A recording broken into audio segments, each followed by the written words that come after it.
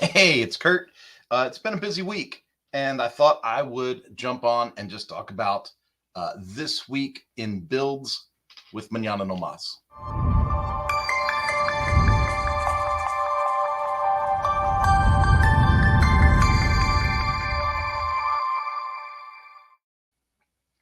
Hey guys, you guys see my face a lot. I do these lives quite a bit, between Lifter LMS and WP Tonic and the stuff I do with Mañana no Mas. And then I was thinking, man, I get involved in all these projects. I should probably share with some folks. And I get some of that inspiration from the Post Status folks.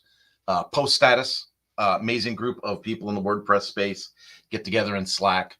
If you're not familiar with Post Status, I recommend jumping in there and getting that nailed out. And then people on X, you can call it Twitter, you can call it X. I don't care what you call it, but X.com, the conversations in there. And there's a lot of negativity sometimes. I'm going to toss that out there. There's a lot of negativity out there, but you know what? There's a lot of positive stuff too. And so when you can aggregate your content that way, when your feed becomes a feed of positivity, you're probably doing something right.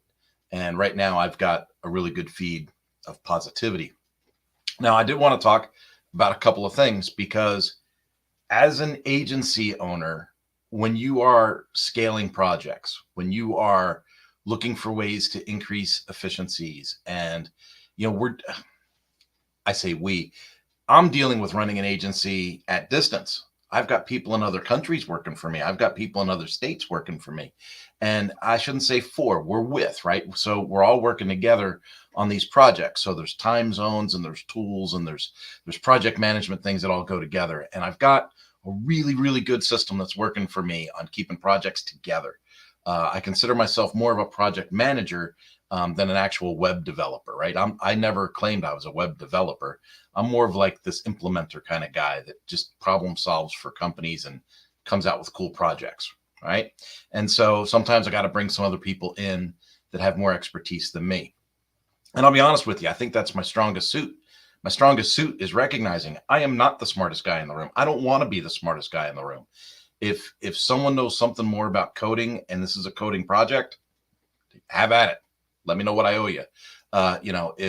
If somebody is an artist and they want a website that represents their art and their, crystals and pyramids, feelings and all these, I'm of German descent. I don't have a lot of feelings. So yeah, I bring in graphic artists to identify with that client type. And then, I factor that into the billing that, yeah, obviously this is going to be a little more involved because we got to make sure every pixel is where every pixel needs to be. And so I get that. And sometimes I learn the hard way over time and other times it just works. But this week, I want to talk to you about a couple of things that I wanted to do. And I got in, to be honest with you, Mañana no Mas never goes over budget and never goes past the deadline. Like that's the thing, right? So Mañana no Mas, when Mañana no Mas was born, it was born out of frustration. It was born out of customers not doing their homework. So you start a web project and you say, hey, great, these are your colors. This is your logo. I'm going to build this framework. There's going to be a home page, an about us page, a contact page. What I'm going to need from you is 3 or 4 paragraphs for an about us section. I'm going to need a couple of decent photos that I can put into the site. And then they go, oh yeah, absolutely, we can do that. You say, great, let's meet in 2 weeks. And then we meet in 2 weeks and they got nothing, goose egg, they got nothing. Well, now you've got a URL reserved in your registrar. You've got a hosting package reserved in your server. You've got WordPress installed. You've got 5 or 6 plugins in the back of this thing, ready to power this thing up and knock it out of the park. And the customer shows up for the follow-up meeting with nothing. Right. And that kept happening to me over and over again. So I had to change my policies. And so that's where Mañana no Mas was born. And we've been driven to be focused on the calendar and the budget ever since. Those are my 2 things, the calendar and the budget. And then over time, let's just be honest, I've grown in quality. Right. So, they always say you can have it fast, you can have it cheap, or you can have it good. Right. Well, I had cheap and fast down pretty dang good. I had cheap and fast down awesome. And I'll admit, I look back on some of my past projects. I go, oh my God, I can't believe I sold that to somebody. But now our quality's really come up a lot. And now we're in the field of saying, okay, well, the quality's up there. So now we do need more time. I still honor the deadline, but we're not building sites in a week or 2 weeks anymore. Now it's more like 2 months, right? To 3 months. It depends on the customer. But building things out, taking time, always meeting deadlines, always meeting budgets. I don't go back to clients and ask for more money. I think that's a cheesy way to go. So I don't do that. Why do I have such strong feelings in this? I used to be a corporate training manager for corporations, and when it frustrated me because I knew how the internet worked. So I knew how the internet worked. And as the manager or director of a corporate division, I would have to call the vendor and be like, hi, we need to change the heading on the homepage. We need to change this paragraph on this course page. We need to do this. We need to do that. And then they would, with a straight face, I'm sure, lean into the phone and say, oh, no problem, Kurt, just support a ticket and we can pencil that in second Thursday from tomorrow. And I was just like, you can sign in right now and change what I just told you. I could send you that. You could copy that out of an email, paste that in, and 10 minutes later, my students are seeing what they're supposed to see.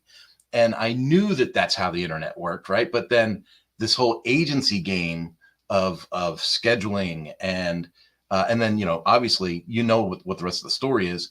3 Thursdays later, I'm calling them going, hey, we are penciled in for these changes today. I'm not seeing them. This was the deadline. Oh, we had some stuff come up. We're going to have to go to next week on that. Oh, hey, this falls outside your maintenance parameters. We're going to have to send you an additional invoice. And when you are paying $250,000, $300,000 a year for hosting and maintenance, that's a hard nut to swallow. It's really hard to get down. And then, as a department manager, I had to go to my vice presidents and had to go to my accounting departments and get authorizations and overages and supplementals through. And so when you're wondering why Mañana no Mas runs the way it runs the way it runs because I'm trying to eliminate that giant agency headache that I used to get when I was the customer. And so that's where that is. So long story short, I put myself into it this week. I had a couple of deadlines that I was really coming up against, and I had a couple of problems pop up on a couple of sites that I didn't foresee. So this happens sometimes, right? Now, I do root cause analysis on these situations, and I go, okay, was the customer dishonest? And in this case, I have to say, no, the customer was not dishonest. I knew they had a messed up site to begin with. When they first came to me, they came to me as somebody that was in Sensei that wanted to be on Lifter LMS. And I was like, cool, not a problem. Okay, sure. What do you need? Well, I just need these 4 courses built in Lifter LMS and added to my site.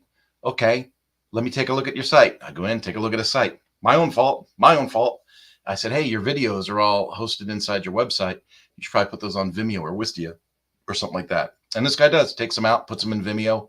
Doesn't take them out because he had a live site that was using all that stuff, right? And so then we're going to move the website. So we were going to migrate the website, swap it over to Lifter LMS, take out all the Sensei stuff. And I thought, well, in my silliness, I thought, yeah, you know what? Let's do this guy solid. Let's make him a really clean, fresh build. And let's just bring over, let's just import his media and his pages. And let's just import the bare bones and then add the Lifter LMS and then just style up any of the missing cues that are there. And it sounded easy, but we started to do that and realized quickly that this guy's website was 16 gigabytes. It's probably one of the biggest WordPress sites I've ever tried to look at or migrate or move. Every time we tried to migrate things timed out, things didn't work, and I know that there's people watching this right now that have the technical skills to do this. And they're going, oh my God, I didn't know Kurt was this stupid. It's okay. We all learn at our own pace. So then I was like, well, I could migrate the whole site over and then I could take out And the reason, so where I'm going with this is he's got a live website, right? So I don't want to interfere with the function of the live website. I don't want to delete all his videos out and then migrate over, make things easy for myself, because then his live website's dead in the water, right? And I want to make sure, and I should be more clear, this development site that I'm putting together for him still requires the client to go through and update some of their content, right? Because that's the job. Like it was just a simple job for us. The client was going to go and adjust like the copy for each course page, change those headings, and they know how to do that. So they were going to do that. So I was trying to give them the cleanest example of a new website on Lifter LMS while maintaining all of their editorial content and graphical content and moving everything over. And it sounded simple, and I had a plan, but the plan wasn't working. And that Sensei stuff was interfering with the Lifter LMS getting installed. And then so I had to strip the Sensei stuff out, but then I lost some styling on the other side. And I'd say 70% of the photos, 70% of the images didn't come through in the exports, the imports, the copies, the migrations. I tried it 6 different times, and most of the images were not coming through. So I actually did an inventory, and my story is turning into a long story, so I apologize, but this is how my week went. So I just want you to know how the week went. And by the way, I have a team. I could delegate this, right? Here's where I say, no, I can't delegate this. My plan wasn't working. And now I've got a team member who is like, dude, I'm trying everything you're saying, nothing works. My goal is to not frustrate my team. So I was like, okay, obviously I got an issue on this site. I don't know if it's the site. I don't know if it's my plan. I don't know if it's, quite honestly, my contractor, but something's not working, right? So when I get the website back from the contractor and I'm looking at the pages and the pages don't look the same as the live site, I'm going, something's missing. And so we tried it 2, 3, 4, 5 different times, and we kept getting missing elements in every kind of export, import, migration, 3 different migration tools, all the same results. We're not getting the whole site, right? And so again, I don't know. Maybe I got the wrong guy on my team. I doubt it. He's really brilliant. But maybe I got the wrong guy on the team. Maybe something's really corrupt in this old website. Maybe the new website's got some kind of a weird thing. But it's like, what is happening? So when that happens, when there's a lack of knowing, that's when I pull the contractor out and I go, hey, we've got other projects. I need to keep you productive. This is all money time, right? So I need to keep you productive. Let's get you on this other project. So I take that project on myself. And I did a quick little inventory of this gentleman's site. And although there was tons and tons and tons of media, only a little bit of it was actually in the live website. So I went through the blog posts. This is going to sound crazy. I know I'm going to get beat up for this. I went through the blog posts and I added all the featured images back in. And I could do that because I had the live site and I had the development site, and I was able to take images and manually move them over. And I know that sounds crazy, but that's what I did. And then I went through each page that was linked to the website that was public facing. And I looked at each section and made sure that each asset was in each section. And I went through the whole dang thing. Now, this took a few hours, okay? But in the grand scheme of things, I could have kept messing with automation tools and all kinds of things till I was blue in the face. Or I could just look at the calendar and go, oh my God, we're coming up against a deadline.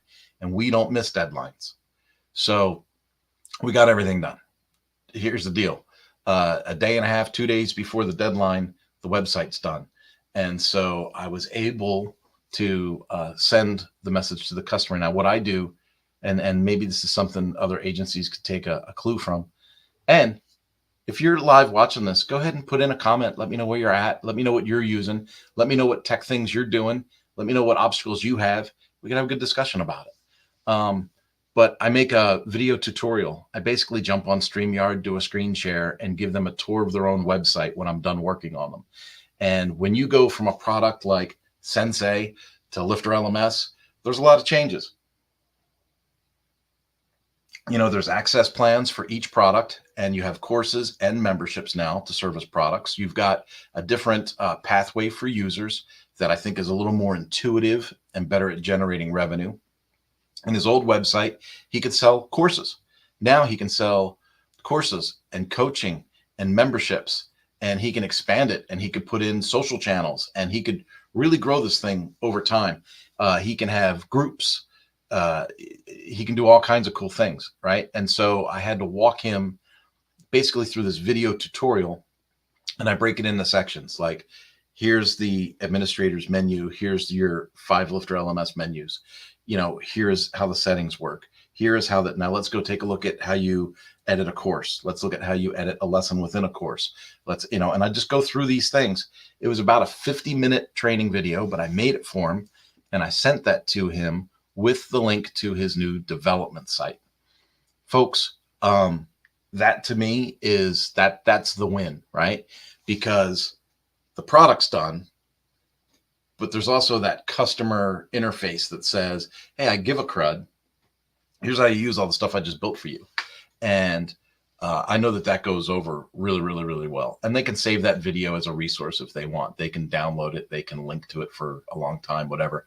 I put that in my video hosting package. So it's not going to go anywhere, right? It's just kind of like an archived piece that sits in there. And I have those for all my customers. Like when they say, oh, hey, I don't remember how to, I can link them right back to it and go, oh, hey, that was part of your tutorial video. Here's the link to that. And if you need to do a quick Zoom call, we can do that. It's part of your maintenance package. So that works out really, really well. Now, here's the weird part. I sent all that stuff, never heard from the guy. So I don't know if he's happy, unhappy, whatever. He changed his email address halfway through our processes. And so I was like, I don't know if you got this on the right email, the wrong email, or what. So I gave him a voicemail yesterday. This is another lesson in leadership and follow through. So I finished the job on time. I sent him his tutorial and his notification. I didn't get a response back. So I decided to send him a voicemail as well. And we made that happen. And so now he's covered on all angles. So let me jump on to products this week in builds. So that's one of them. That one's done. That project's done. I thought, hey, I got a gap. The team's working on some projects. I just got this other project done, just told you about. And I was like, hey, let's update the Mañana no Mas website, right? Because I used Maxi Blocks. I don't know if they call it Maxi Builder or what, but I used Maxi Blocks to build the homepage, about us page, things like that. And I liked it. I really did like it. But then I thought to myself, I'm just not sure I want to keep that. So, and Lifter LMS just came out with the new aircraft builder. And so I was curious, since I moved Mañana no Mas over to Buddy Boss and have that running on Buddy Boss with the Buddy Boss theme, I thought, I wonder how aircraft will work with Buddy Boss. And I started to think like that. Then I thought to myself, you know what? I want to build like just nice landing pages. Like I want to build, call them landing pages. That's not really a landing page, right? But I just want to build like nice styled homepage and about us page and put it on the front of this website and still have the Buddy Boss stuff run in the background. So, I'm going 16 different ways. So then I thought, I have an agency account with Elementor, and I haven't used Elementor in a long time. And I've got my excuses for not using Elementor for a long time. For one, the block builder's doing great with Gutenberg. And if you have Astra or Cadence and you're building websites for clients, using the block builder and the extra tools, the extra design elements that you get from either Astra or Cadence are fantastic. And when I say design elements from Astra and Cadence, I'm really referring to Astra Pro and then Spectra. And then on the Cadence side, there's Cadence Pro, Cadence Blocks.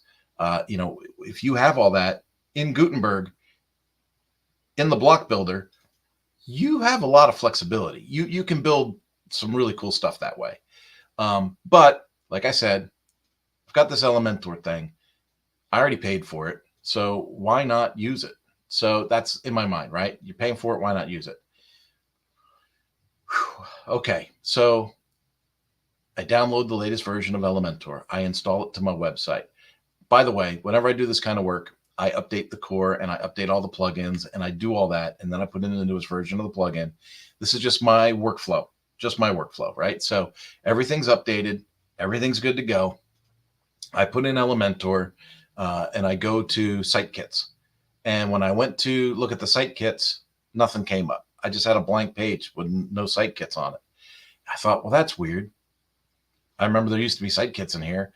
And then I remembered in my mind, it was like just a month ago or so, 2 months ago, they were talking about these price changes and maybe access changes with Elementor. I'm grandfathered in on some other package. I'm not on the $350 a year thing. I'm on a $200 a year thing. And so then I was like, well, maybe they took it away. I don't know. I'll just build one. So I go to open up a page and I start building the page. And it's hard for me to describe, because like, again, I'm not a developer, but I'm trying to like put in elements and it's working, but not working. It's like the background for a column wasn't populating correctly. And I was like, this doesn't seem right. Something seems weird. So I publish the page and I go to preview the page and all I see is the white screen of death, the error screen, right? The white screen of death. And I go, oh my goodness. So I go to the home page, white screen of death. I go to the admin login page, white screen of death. I hit the back button 5 times and I'm back in the dashboard. So I'm like, okay, disable Elementor Pro. Disable Elementor Pro, go back to the home page, white screen of death. Disable Elementor. Boom, my website's back to life. And folks, I'm going to tell you, I was a huge advocate of Elementor. I put it in a ton of websites and managed a ton of websites with Elementor.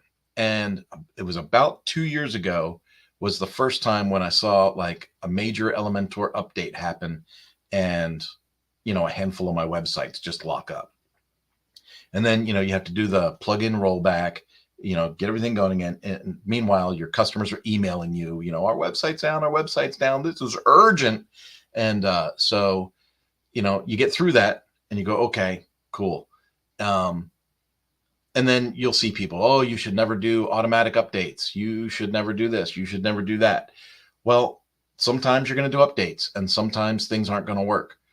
But for some reason, it started about 2 years ago. And then 3 or 4 times since, I've had Elementor updates break sites. In fact, I turned Elementor off for automatic updates on almost all of my customers that I still maintain.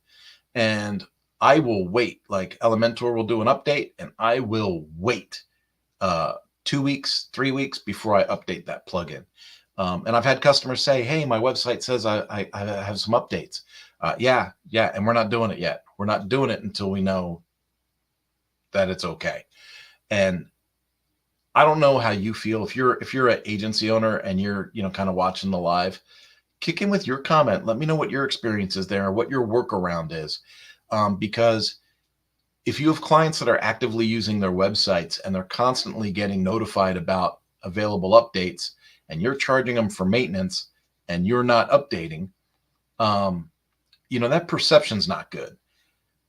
But when you inform them, we don't do that update until we know that there's no problems with it. I guess that gives you a little more credibility, but there's still that perception that things aren't right. It makes things look like it's not secure. It makes it look like your work isn't stable. And, when you're dealing with businesses, the last thing you want to do is look unstable, right? And so I pulled Elementor out of the site. So here comes the next one. I have access to Bricks. So I was like, okay, I haven't really used Bricks yet. I tried it once and I got confused as the wind. So I took it out. And so I said, okay, let's try Bricks. So I put Bricks in and my user experience was so bad, I took it right out. So you load it in, you get the tutorial video. This is how you use it, right? And so I watched the tutorial and I was like, yeah, I got it. Now I watched it on 1.75 speed, but I watched the tutorial and I was like, all right, I got it. I know what's happening. I'm going to go build a page. So add a page, launch the bricks builder, boom, start working. So first things first, I do not do well with dark mode. My eyes, I have a hard time focusing on dark mode, on where things are. So I wish it was in light mode. Maybe it's an option. I didn't see it, and I didn't really want to take the time to look. I was trying to figure it out. So I start trying to drag the elements over to the bricks. So it's a block builder. It's got the blocks in there. So I add the sections, I add the blocks, and I go to put elements into those blocks. And similar to Elementor, when you slide something over in Elementor, you get that lavender periwinkle kind of line where you're going to drop your stuff. In bricks, it was coming up like fluorescent yellow. And I was like, oh my God, the screen's black and the indicator's fluorescent yellow. Contrast was a little high for me. And then it starts flickering. So as I'm putting the element into a block, it starts flickering between the block and the block above it. And then so I moved it over and it started doing this. And then it started doing this. And then I went to drop. So then I said, okay, let's make a row. Let's just make a simple row with 4 images. I want to equally separate those 4 images. And I'm going to hyperlink those images to courses that I have. Let's just play. Let's just play. So I make the row. I put in the 4 image blocks. When I was putting in those image blocks, I would hover over the far left one. And when I would release my mouse, it would go into the second block.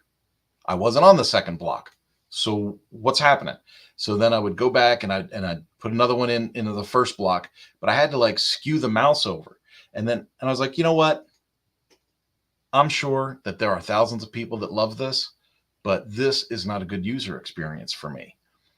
The screen is not doing what the mouse is telling it to do. And I'm sure that there's thousands and thousands of people that use it and love it and figure it out. But for me, I was like, this is too much to try and learn in an afternoon. And that's probably the most realistic thing I could say to you right now, right? Everything has a learning curve. Everything has a learning curve. So I'm giving myself an afternoon to learn bricks. Like, I should be more realistic. But when I'm using my mouse and I'm dragging it across the screen and everything's going wickety whack, and I thought, oh, maybe my mouse needs a new battery, or, I'm trying to think of all the things other than the program. But then when I went back into other screens, everything works great. So for me, I yanked bricks back out again, and now I'm back to the block builder, building custom pages. James, how the hell are you, man? It is good to see you. I just jumped on live so I could chat to people, tell them how my week was, and let them know what products I've been using successfully and unsuccessfully. So, and I know that sometimes there are some real fanatics out there, especially in the WordPress space. There's folks that, love bricks. There's people that, love Elementor, love Divi, love, they've got their thing. I love Lifter LMS. I love Lifter LMS. I put it in a ton of websites. And so, maybe there's, I understand that. I do. But when I'm not even going to say I'm an average person, like hopefully I'm above average in the WordPress space. When you go to put in a new tool and you're struggling just to get through the first exercise, sometimes it's time to cut your losses, right? And then just move on to something you can be productive with. And there's always some proprietary issues that hold you back. So I wonder if he's talking to me personally or in general. He's like, Kurt, there's always something holding you back, man. Kurt, you got to do better. Kurt, you are failing miserably. James is awesome. If you don't follow James, you need to find James and give him a good follow. And it looks like he's hitting me up on YouTube. Must have gotten a YouTube notification that I was up. But so let me tell you about something that did work. Okay, so I told you about 2 things so far that didn't work. So this week I tried to do Elementor and I tried to do bricks. Both of those failed miserably. And it's sad because, like I said, I was an Elementor advocate for a long time. I was plugging that thing into all kinds of sites. And I know the other side of the coin, right? It's big, it's heavy, the code is sloppy, it's slow, it works it's too heavy for, now imagine you've got, Buddy Boss, Lifter LMS, and Elementor in a website, right? You've got three giants in there just dragging your server down, right? So I totally get it. There's going to be people that say all kinds of things. But in my mind, it was like, I just wanted to get some nice, homepage and pardon me, homepage and about us page up on Mañana and just re-content some things. And so now, I'm back to building things the other way. Congratulations to James here. He says he just started working on Cadence for one project. He says, may not be the tool for all my projects, but it is good to learn and have it in your toolkit. James, I will tell you this. I was really resistant to blocks when it was first coming out. And then I was relying a little more heavily on page builders.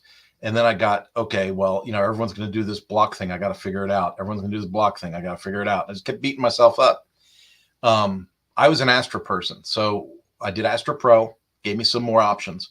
I put in Spectra and I realized that whole right side of the edit screen just filled up with options, gradient colors, padding, margins, all kinds of stuff that was missing in the block builder for the longest time. I understand now that, you can find that stuff in the block builder, but originally it wasn't there. And Astra brought that all to the team for me. Cadence does the same thing. So when you put in Cadence and Cadence Pro and add the Cadence blocks, it just blossoms and opens up. When you can go into the site and just start moving like column widths around and, do you want to justify the center, the top, the middle, the bottom, the left, the right, that center. It's when you can do all that right in the block builder, it makes things really easy. Where I get confused, and I'll just be transparent and honest with you, and I guess I'm just having a conversation with James right now. For me, when I'm dealing, I have some sites that are in the block builder with Cadence, and then I have other sites that are full site editing. It sometimes because they're both WordPress editors, right? And so you're like, okay, so I'm in Gutenberg, but the experience in full site editing is completely different from the experience in the Cadence editor. So, and sometimes I forget that there's a customizer. So I'm looking for all kinds of options, with pages and stuff. And then sometimes I go, oh crap, that's on the customizer. And then you open up the customizer and there's your full deal in there too. So sometimes I just get a little lost. But theme builder, what does he say here? The best part about theme builders is options. Worst part about theme builders is options. Yeah. And I think that was part of the problem I had in that site migration I was talking about at the beginning of the call. He wanted to keep all the same styling. And that's one of those weird things. Like, how sometimes you work on a customer's project and you're like, well, this ain't going in the portfolio. Because like the work I did is awesome. Like I set up Lifter LMS and I set up the user experience and all that stuff from a functional technical perspective. All the work's great. But, the sites are customers' websites. And so, you sometimes you have customers that just don't have the vision like you have a vision. They don't see, their websites don't look the way you would make the website. I had one 2 years ago that I did. She was a sweet lady, super, super sweet lady, heart of gold. And she made a website that had music and dancing videos to teach little kids about stuff, like about science, about dinosaurs, about whatever, right? And so her and her husband did this music thing. And she's sweet, absolutely as sweet as the day is long. And she put a lot of work into designing her website. It looked exactly the way she wanted it to. So it's not that it was a mistake. It looks exactly the way she wanted it to. And she put a lot of work into that design. But oh my goodness, to me, it's just hideous. And so, like weird clashing colors, yellows and greens and pinks and oranges and stuff like that. And I get it. She made it to kind of appeal to people that want to work with children. But yeah, it was one of those. So yeah, the worst part about theme builders is options, and the best part is theme options. I totally agree, dude. Totally agree. I kind of miss the days, and people make fun of me all the time, but I'm an out of the box kind of guy. So when I do customer support for Lifter LMS, I do pretty good. Like I'm pretty gracious, right?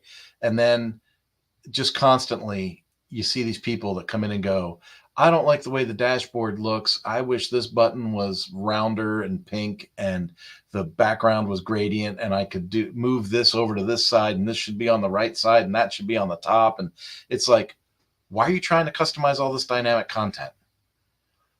How many successful learning websites have you made so far? You know, none. You have 0 members. This is your first project. This is your first website. And you've got these grandiose ideas of design.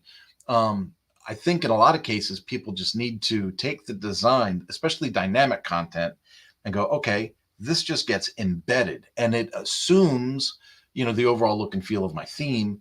And I think they should just launch their minimal viable product and let it go. I do that a lot. Like you could go to a lot of Mañana no Mas websites and you could open up the checkout page and it looks the same as the other checkout pages. My dashboards look the same as the other dashboards because once a customer is a paying customer, once they make the purchase decision, there's really no need for me to dazzle them with style and design because they're there for the content. They're there to learn. And so that's what works for me. Dude, now I got to watch The Simpsons. I used to watch The Simpsons a lot. And my wife used to get angry at me. Not as angry as when I used to laugh watching Archer, but because I used to watch Archer, I thought Archer was hilarious. But yeah, she doesn't do well with my sick sense of humor being endorsed by animation. So I did want to tell you about one thing that worked, and so I told you about Elementor. I told you about Bricks. Okay, thing that did work.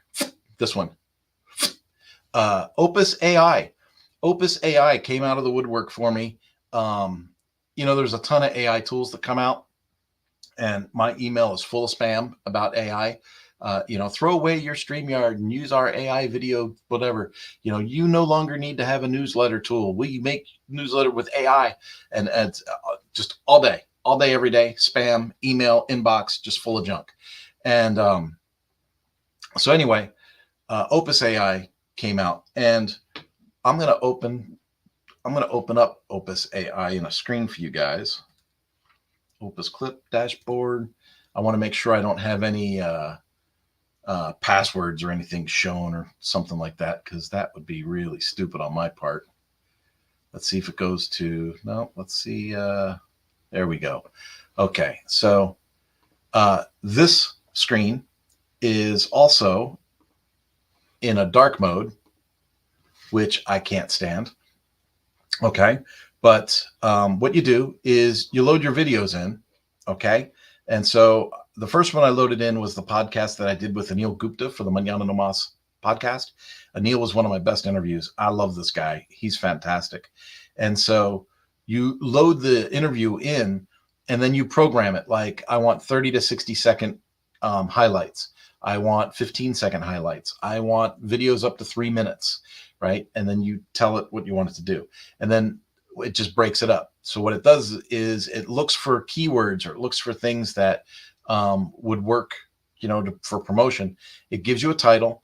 It rates the video for you. So this one was 99 out of 100, right? And then you look, right? So it's got a good hook, good flow, good engagement, and it's a little down on trend. And then it gives me a little bit of what we were talking about. And then it gives me the, and what it does is it has the original video and then the focused video, right? And so, and then it puts the text on.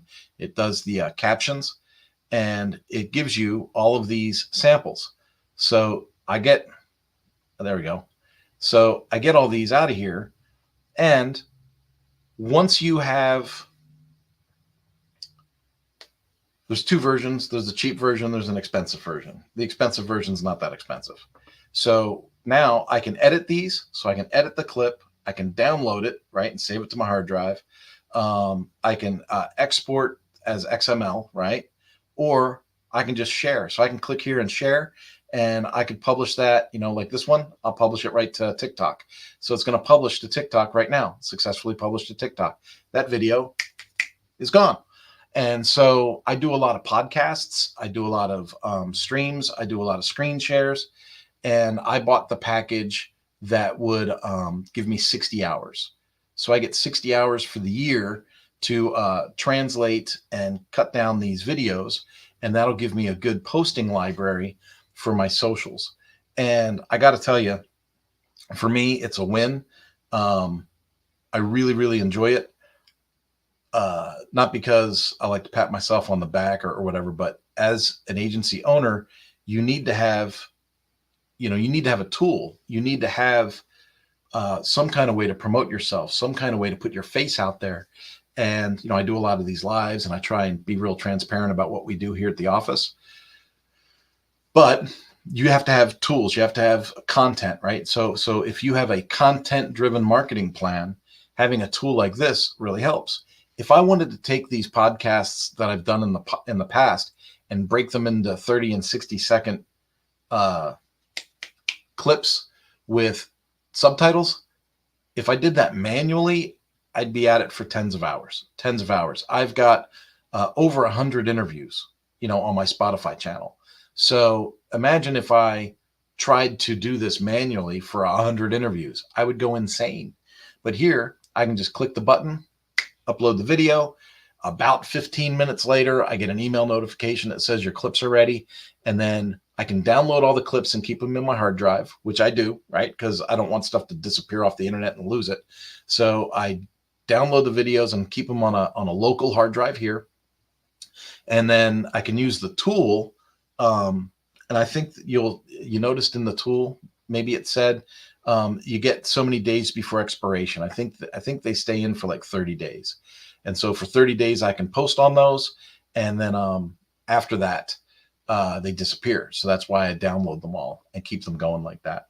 Now, the other shout out that I wanted to give was, let's go here.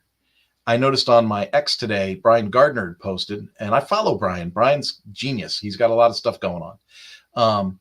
He says that in WordPress 6.6, he says, hopefully it lands in Core 6.6, but it says, exciting news for WordPress builders. Gutenberg's experimental features, like the zoomed out view, enhance the visual side of website development. This, to me, in the block builder, is a game changer. If you don't build websites, if you're watching this and you're like, I don't even know what Kurt's talking about. When you build websites, especially in the block builder, everything's kind of zoomed in. You're editing in the smaller screen because your editing tools take up part of the screen. So you're working in a skewed environment. You're not seeing what people actually see on the web page. And so one of the things that's cool about using a page builder like Elementor, like Divi, like whatever, is that, you kind of get a what you see is what you get experience, but you also have that preview button to kind of have that preview screen. Blocks added that preview ability. They put that little button. I don't know if you can see it. I don't even know if you see my little hand mouse there, but right there is a little icon at the top right, and that opens up a preview window, a preview tab as well. But if you look at this, I can zoom out right in the edit screen. That is a game changer, right? So then I can work on something, zoom out and see it, zoom back in, do more work, zoom out to see it, zoom in to do more work. And I think that this, to me, again, I already told you, I'm starting to have some issues with my vision. That is an absolute game changer to me. And then the other shout out that I wanted to have today was, I think it's up near is Kim Coleman. It is about Kim Coleman, but it's not this post. Let me find Kim's thing. Kim Coleman, if you don't follow Kim Coleman, you're missing something. This woman is a wonderful lady. They did block patterns, one bite at a time. They had a new release of Paid Memberships Pro in the last week. I think that 3.0 or something like that. Her post here with Steve Jobs talking about kind of like what it's like to work with a team and build product and do things like that. That was pretty insightful too. If you don't follow Kim, you need to follow Kim. The next person I want to point out is Katie Keith. So Katie Keith Wonderful person, wonderful person. They own Barn2 plugins, and I want to find the actual post that she put it on. Here it is. I'm excited and terrified. I'm excited and terrified to announce that I'll be a speaker at WordCamp Europe in Torino. Right? She'll be collating everything they've learned from co-hosting WordPress Product Talk to create the ultimate guide building a successful WordPress product. Katie is an awesome person, so I was really glad to see that she's one of the people that got picked up to talk at WordCamp Europe. She's fantastic. Dude, James, you work on a 12-inch screen? James, you're gonna make fun of me. My laptop's over there. That's a 15-inch screen, and I keep that to the side. And then I've got a 32-inch. I think this is a 32-inch TV that I use as a monitor because I needed a bigger editing space. I was trying to work on the 15-inch monitor, and I was like, I'm just not getting it. And then my wife got me these blue blocker glasses so I don't get headaches and stuff like that.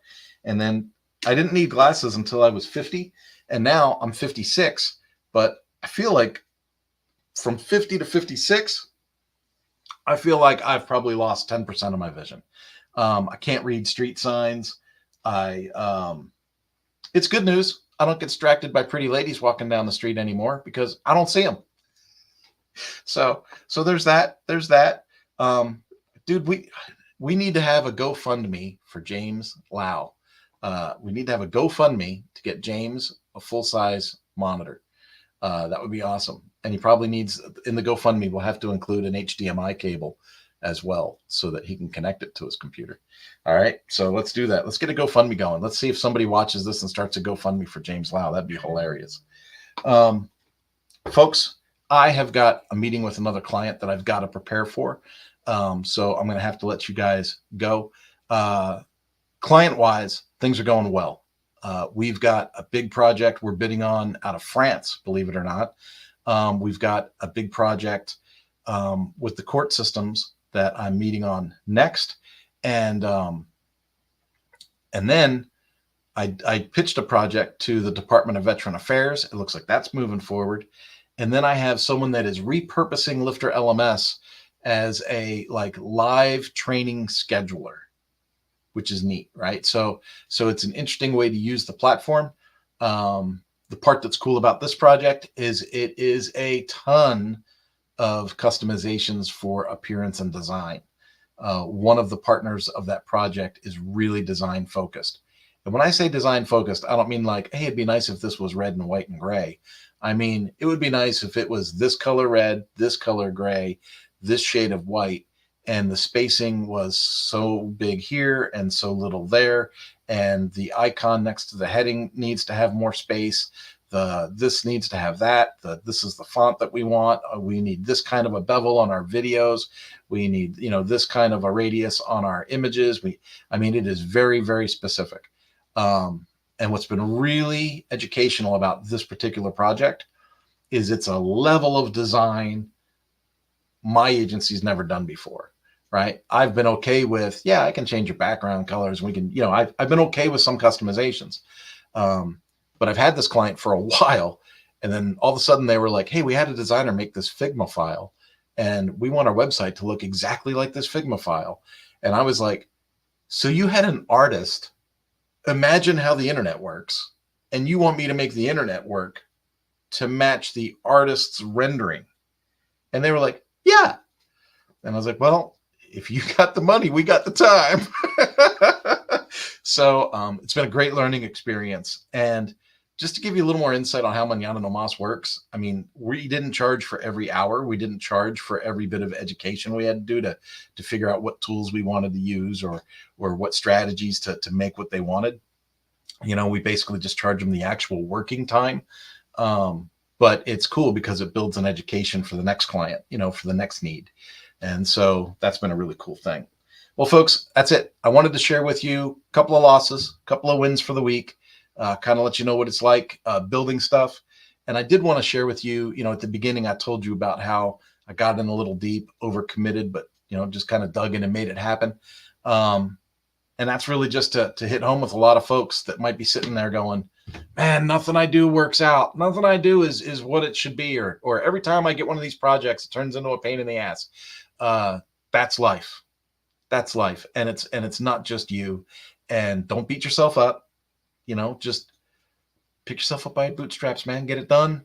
Get on to the next project. One word of encouragement I have for people is rates. Rates. I wasn't doing paid discovery for the longest time. And I met with a company out of Canada 2 weeks ago. And this will be the last thing I have today before I close out. I met up with a company from Canada a couple weeks ago, and they were hot and heavy, boom, boom, boom, chomping at the bit. We want to get something going on this.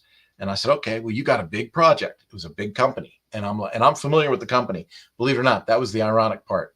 Because I used to work for Ducati, I knew the company from when I used to go to Canada and do stuff up there. So I was like, well, I'm familiar with your company. I'm familiar with your processes and your procedures for the most part. What all do you need this project to do? Well, we just need it to do this, this, and this. And then, and that as no, don't you have this? Don't you have that? Oh yeah, that counts. Oh yeah, oh yeah, this. Oh yeah. And I said, okay, here's what we need to do.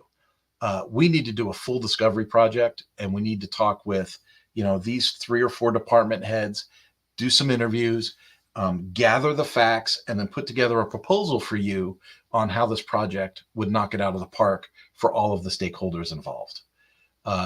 And I'm going to be really transparent. I should have said it's $2,000, but I didn't. I said, I'll do that for $500. I said that because I already knew the company and I already knew a lot of their processes, and I kind of already have an idea of what the project is. Okay. So I said, I'll do that for $500. And I knew they would have to go get approval from management, right? Because most people don't whip out a company credit card and start giving you the digits. The big companies don't do that. Little companies do. Little companies are like, oh yeah, that sounds great. Here, do you take Visa? But bigger companies are like, all right, cool. We'll have to get a purchase order approved, and we'll have to run that through accounting to get your payment, blah, blah, blah, right? Because that's how big business works. And so I knew that was the case. I said, great, just get back to me. And they did get back to me. They got back to me 10 days later, and they said, sorry for the delay in response, blah, blah, blah. Of course, they're a big company. There's always a delay in response. And they said, but we couldn't get that approved.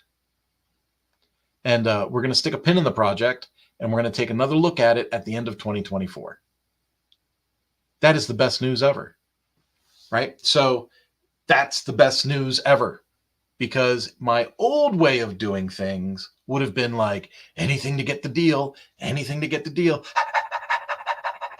right? And I would have jumped through hoops, and I would have made a killer proposal, and I would have laid out exactly by strategy how to take care of their problem.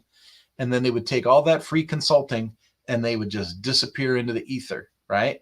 Because they wouldn't, if their project doesn't have the funding from the vice presidents for a discovery, they certainly don't have the funding to launch the project. And so I've been using this paid discovery kind of as a filter to figure out who's a real customer and who's just shopping for free consulting, right? And so since we stopped doing free consulting, guess what? We haven't done any free consulting, and it's worked out really, really well, because now I'm able to identify who's a customer, who is not a customer, and I'm able to be more efficient with the people that are customers. Right? So imagine I got all these projects I was just telling you about. Imagine if I got excited and I was working on a request for a proposal for free and putting off other customers, and then having to work the whole weekend to make up for that lost time. See, that wouldn't make sense, right? Especially not knowing, but assuming I'm not going to get the job. Like, I'm not going to get it. Well, now I know I'm not going to get it, right? Or they might come back to me at the end of 2024 and say, hey, we have the funding now. Hey, they gave us the budget. Now we have the funding. Now we can move forward. But it's in understanding some of that a little bit. And so that's why I say rates. Focus on your rates. If you are constantly looking at your jobs when you're done, going, man, I did that at like $60 an hour, but by the time it's done, I'm at 18. You need to raise your rates. You need to bid higher so that you've got more padding for yourself when things don't go the way you want them to go. Nothing goes exactly the way you plan. So you got to pad that in a little bit. Don't be obscene. Don't be crazy about it, but you got to pad that in a little bit because you got to give yourself, pardon me, you got to give yourself a little grace. All right. With that, happy Friday. I get off of this and it's meeting time for the rest of the day. I've got 3 meetings and I've got 2 reports that I got to submit by the end of the day. So folks, you have a wonderful Friday. Finish strong, and have a great weekend. If you're taking the weekend, have a great weekend. Make the most of it. I'm going to go look at some open houses and see where my next forever home might be. Talk to you later. Bye-bye. And James, thanks for coming, man. Have a good one.